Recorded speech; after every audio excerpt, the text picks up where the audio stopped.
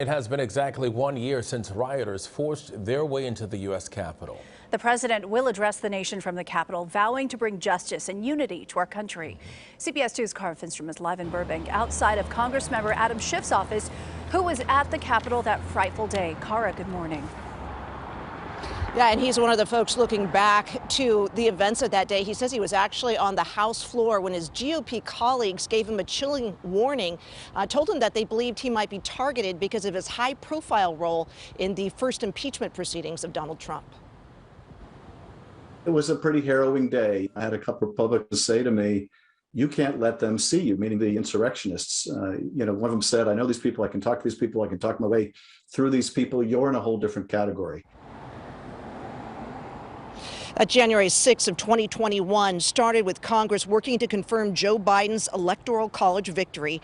Not far from the Capitol, then President Trump was holding a rally as he and his supporters questioned the results. A number of peaceful protests took place that morning before thousands of people descended upon the Capitol. Ultimately, rioters smashed through police lines as the nation watched the violence unfold.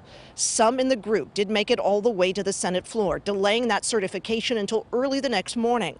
A House Select Committee, since formed to investigate the deadly attack and the days that led up to it, is still investigating and says they hope to provide some answers within months. There will be a public hearing.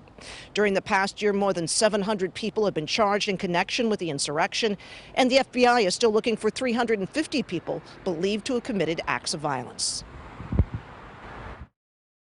Those who assaulted officers or damaged the Capitol face greater charges. Those who conspired with others to obstruct the vote count also face greater charges. At the Capitol today, there will be vigils and moments of reflection. President Biden, as you mentioned, also expected to make an address to the nation very shortly. One of the questions we understand he will pose is whether, as a nation, we want to make violence acceptable as part of political expression. So back here live, DeMarco and Susanna, lots of big questions still being tackled, but much of the focus today, we understand, will also be on healing and figuring out how to move forward together as a nation.